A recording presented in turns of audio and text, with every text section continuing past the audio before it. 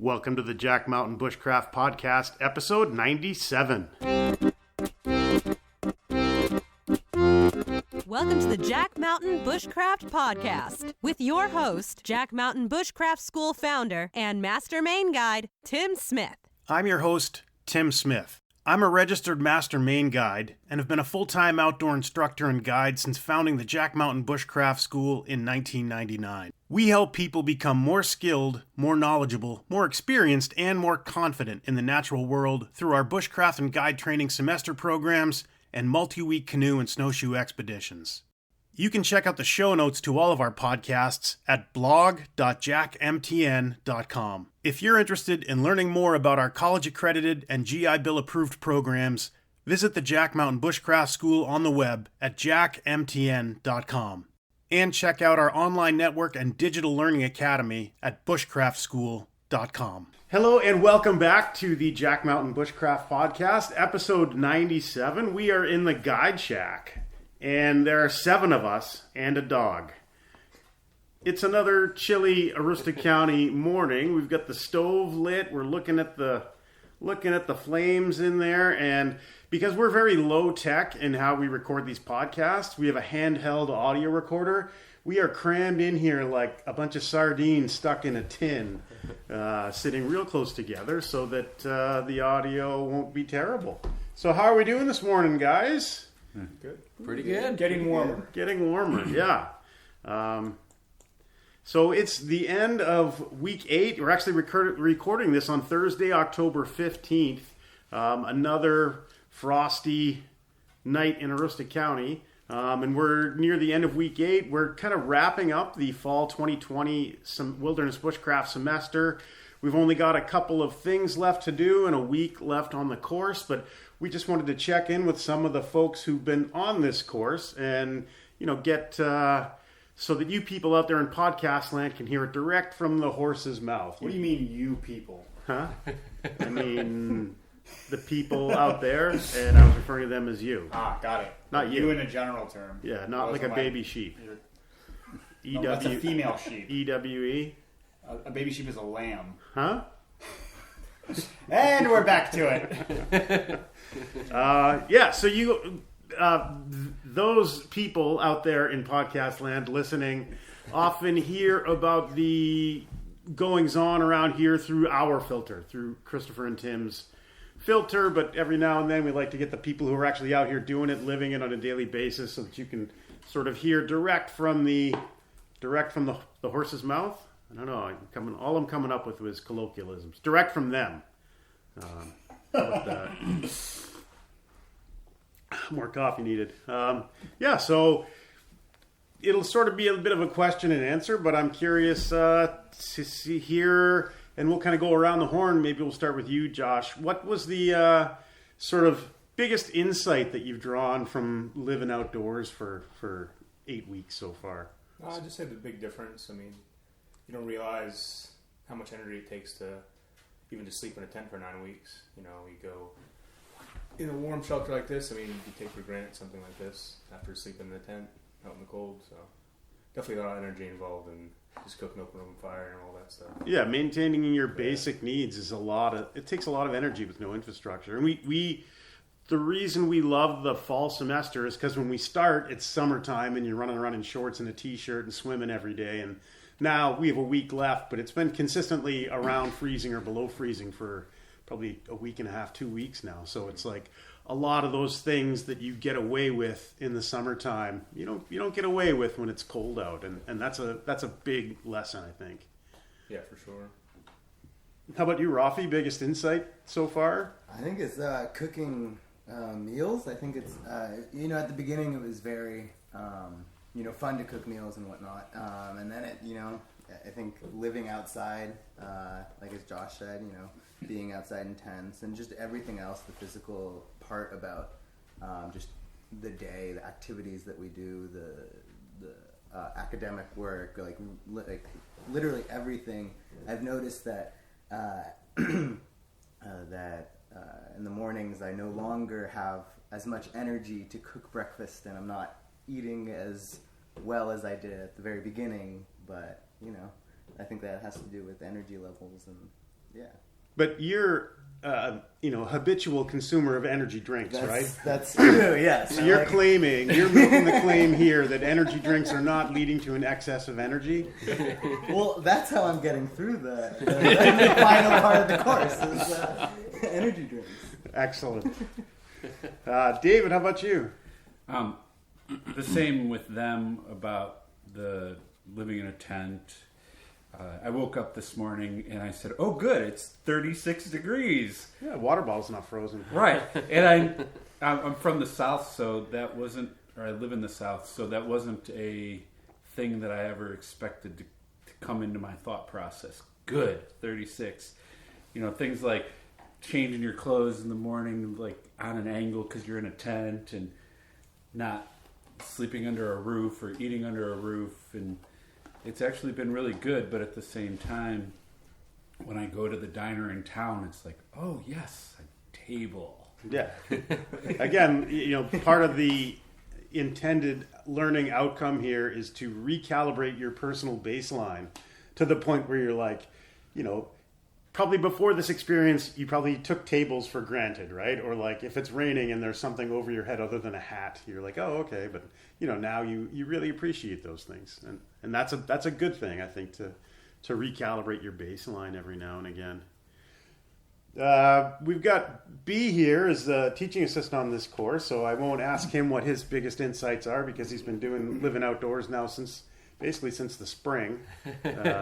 But anything coming to mind to you after the second semester you've been out here on? It's definitely neat to watch how things like come together, like now from the other point of view, watching all the small skills create into the bigger projects that people do, and that's definitely a neat thing to see. And along with that, it's the rest of like the season I get to see up here, and it's beautiful. I mean, these guys are just getting it cold. When I showed up, it was cold. Now it's getting cold again.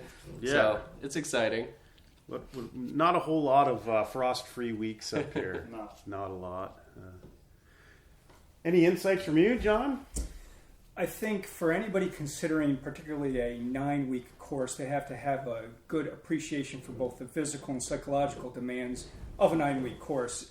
As everyone has mentioned, it's easy when you start out, you have energy, but the longer it goes on and you see the change in seasons, as everyone has already mentioned, it's harder and harder to do some of the most basic tasks you need to survive day to day, whether it be getting up and cooking a meal in the morning, whatever. I've had the benefit as now a Mainer of being able to go home on weekends, but for those that have not, my hat's off to them, like Rafi and David. They've been here day on, stay on for 9 weeks and have not had a break. So my hat's off to them. Well, we gave you that half day on Thursday of week 3. That's not a break? No, it's something that comes up every semester, is that, we always use the phrase, you're the only engine. And I think we kind of take for granted the ease with which things just kind of happen in the modern world. And then when you're on the hook for, you're thinking about breakfast the next morning and realizing you didn't put up wood, and so it's 6 o'clock at night and you're splitting up firewood for the stoves for the next day. It's kind of it'll drain on you. Yeah. Your body's the only engine you've got. It's in my opinion, it is a great recalibration of the baseline. Like, think how much you guys will appreciate things like couches and I jokingly say it, but at the end of every season, I guess my life will be a little different now since I live here. But at the end of every season, when I would go home and then sit on a couch, I would high-five myself and be like, humans are awesome! We invented couches! Take that, stupid dog! To the dog laying on the floor. And I've met your dog. Yeah. She's rarely on the floor. She's up on the couch with you. Yeah. But it's, the creature comforts. You turn a tap and hot water comes out. And you're like, I didn't have to cut wood or do anything. And it's great. And, to one offshoot of spending time living this lifestyle is that you really appreciate those kind of modern creature comforts. How many of you are going to go home and take 6 showers in a row? I'm definitely going to do it. Yeah. 6 what? Shower. What's like a rainstorm? Yeah, like a rainstorm, but indoors. What? With soap. Soap? What's It's like that? soup, but you can't eat it. Witchcraft. That's what it is. Yeah. So I guess we'll go around the horn, and if you had one piece of advice, so Tim just invented a time machine. He's going to go back in time. He's going to bring you back in time to talk to yourself before you come out here. What's one little piece of advice you would give yourself before you came out? Like, make sure you bring a thermos, or, hand towels are great, or learn how to cook, or it could be whatever you want. I'd say for me, a better tent.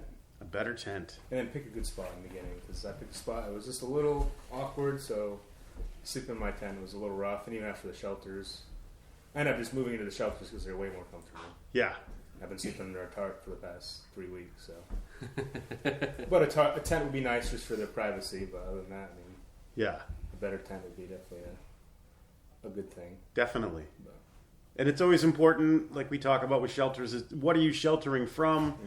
And once the bugs are gone for the year, tarps are awesome. Mm-hmm. It's worked out good, but like I said, the privacy is a little nice and having a place to store your stuff too. But. Sure, yeah.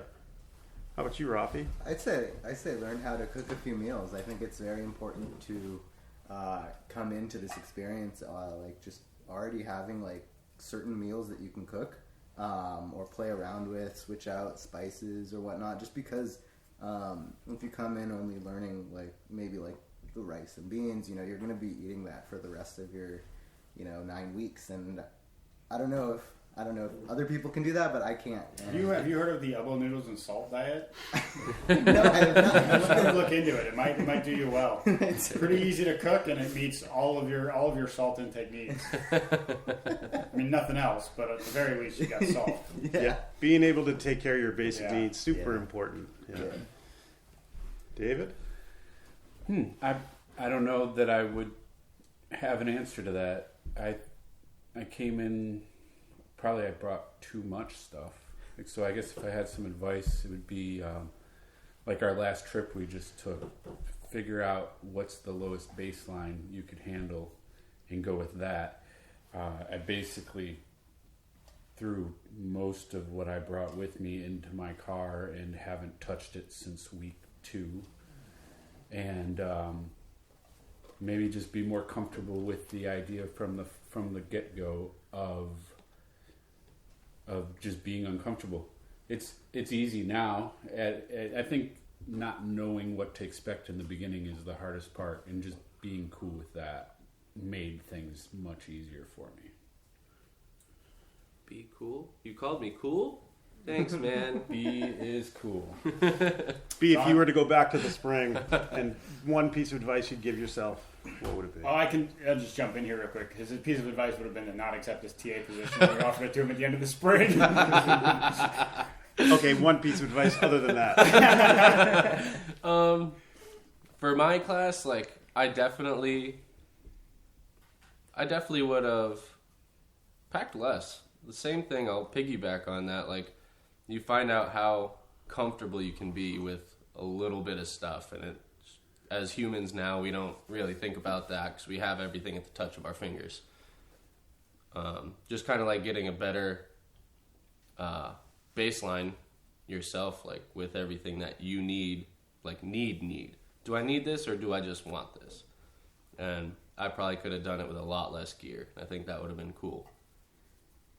Yeah, we talk about that a lot, actually, and the back end of stuff is that, the less people have available to them, the more kind of driven they are to figure stuff out. So, like, the example is, that I think of as the buck saw thing. If we didn't provide metal buck saws, I bet you guys would get really good at making a buck saw, right? Like that whole kind of thing where if it's a thing that you need to get to accomplish stuff and you don't have it with you but you understand the process of how to make it, then you get really good at those kind of projects, right? And I think that, that's always kind of on our minds is how little can we let people get by with, because the learning outcome is much higher, I think. Yeah, and I'd go so far to say that the more you have, the more stuff you're managing, the less powerful the experience. Yeah. Like if I went to the Grand Canyon and all I had was like a leopard print singlet made out of that sheet that just showed up at my door a couple weeks ago, my experience living there for a week will be totally different than somebody in a 60-foot tricked out RV. right? Because like when it gets cold, I notice. When it rains, I get wet, as opposed to like sort of having 10 feet of insulation between you and everything around you. So, the less you have, the more powerful that experience. Agreed. That last trip we took, I slept underneath an 8x6 tarp on an angle, and it rained for like 13 hours, and I was okay with it. I was surprisingly comfortable and warm, and I mean, I had to put more effort into like digging a trench near my feet to keep the rain from rolling downhill towards me. I was on a little knoll, but it worked out way better than 2 months ago I would have never thought that was possible for me. And just to drive the point home, when we were on that last camping trip, I was camped about 200 feet away from where you were in your tarp, and I was in a 60-foot RV. And I honestly didn't even notice the rain because I was watching it like a big movie trilogy on Netflix, and the surround sound was awesome. You were. Any insights, John? It's been mentioned a couple times already, but on your website, you list a lot of gear, and that's obviously been tested by you guys. You know what works. To come here with all kinds of real expensive, fancy stuff that you think might work up here, you get up here, and for example, I had a knife, and on your website, you mentioned a much more inexpensive knife, which I eventually switched to and was much better for carving what I needed to do. I didn't need that more expensive knife. I needed to use the one that you mentioned on the website because it works, because it's been used up here. And this is showing up here is the wrong time to figure out what gear does and doesn't work. If you haven't used it before you get up here, you might have a rough go of it, figuring out once you get up here that I don't need it, and thank God Amazon delivers because I need to order something now. But to get up here and now decide, hey, I want to experiment with this stuff, that's the wrong time of year to do it. It was easy for us in the beginning because it was dry, but I can't imagine coming here being infested with bugs and rain like we did and figuring out my tent doesn't work. Yeah, it's funny. We've had that happen. People set up their tent for the first time. When the tent arrives in an Amazon box prior to the student arriving, there might be an issue. Well, when that happens, I usually set a timer for about 9 p.m. on the first day it rains. And that's usually around when they roll down to my tent and ask for help. My tent leaks. Yep. Yeah, good stuff. Yeah, so what else? I mean, we've kind of been driving the conversation with questions, but anything else you guys would like to share with potential students or anything like that? Family back home. Hi, Mom! I knew it. I knew it was coming. I didn't know who it was going to be from, but I knew it was going to happen. At this point, I'm basically done with 90% of the work, and I think for me, one of the keys was that I really front-end loaded the academic work. I did as much. First couple of weeks, we don't have a lot of projects that take large amounts of time. We're working our way into the course. So I tried to do my academic work as much as possible then, knowing that this time of year, like 7.5 weeks in, I'm a little tired.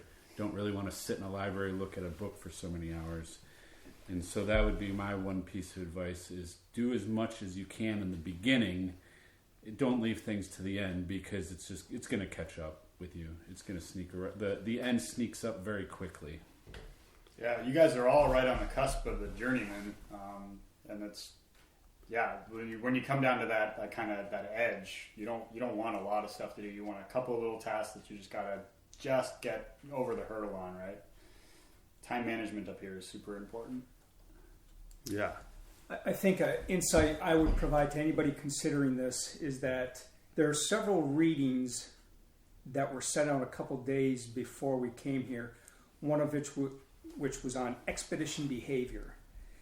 If you're a person that is not used to working in groups of people and putting the needs of the group before yourself, then it might be difficult for you when you get here and you are forced to work with other people. For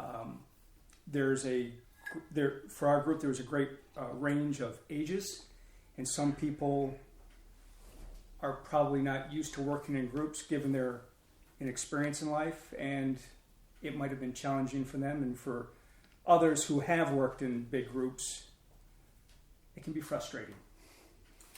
Yeah, it's a tricky. The people are the hardest part of any semester we run. Of any business anywhere in the world. Anywhere. And it's a hard. It's when people aren't kind of all on the same task. It's a tough thing to manage. So yeah, definitely come up here ready to kind of pitch in your weight with everybody else's.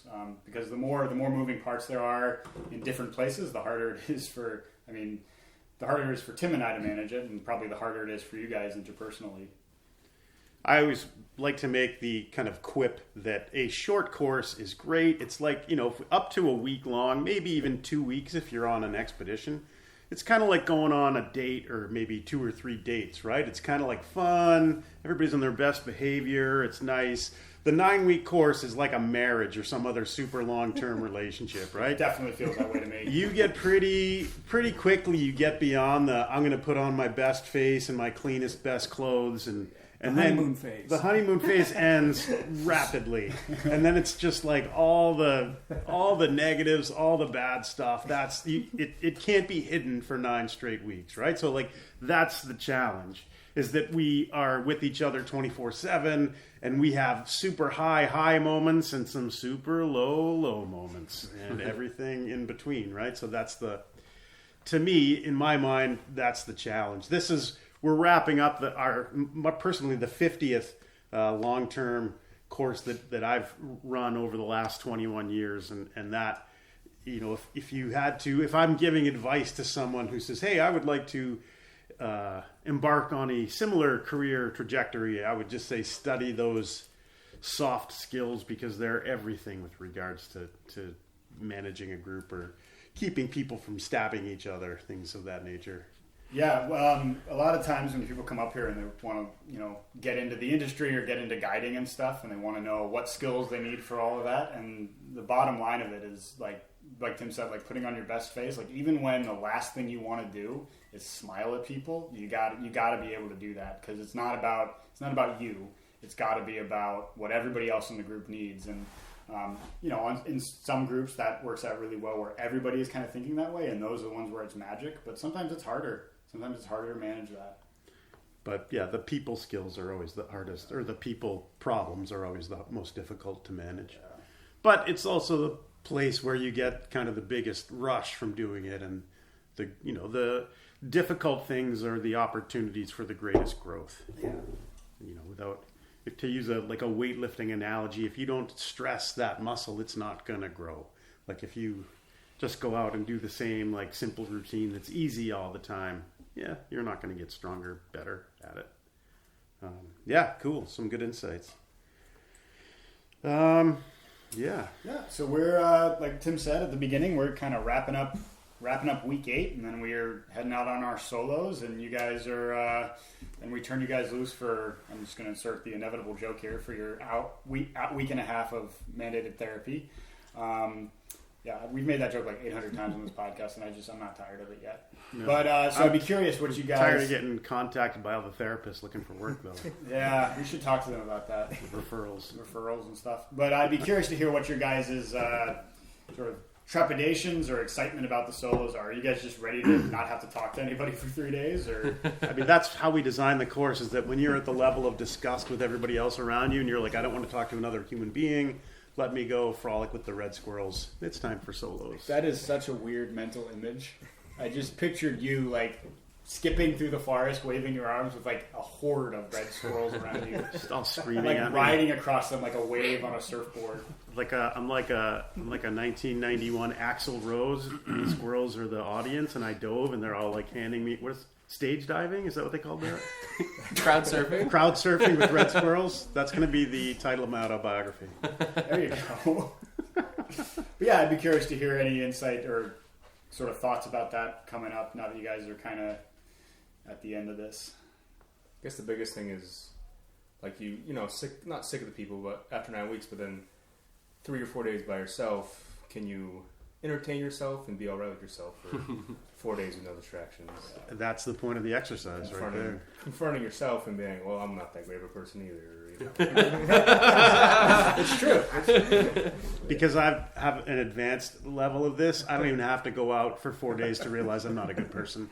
Well, it's like a magnifying glass on you, right? You're just sitting Especially with no alone. distractions. Just you out there, to confront the parts of yourself that you might not see, especially after 4 days. Maybe one day you wouldn't notice it, but 4 days of a little bit of boredom and the no distractions, I'm sure you'll realize some stuff, I would think. Yeah. Yeah. Anyone else have any? Cool. Yeah, Yeah, that is why we, that sort of rite of passage, that bit of self-reflection at the end of the course to see how far you've come. That is the point of the exercise. So it'd be good to debrief after the experience. Yeah, well, that seems as good a point as any to wrap that up. Yeah, sounds good. Yeah. So thank you for those of you out in podcast land for spending this time with us on this beautiful Thursday morning. And we will hit you back again with another one soon. Thanks. Bye.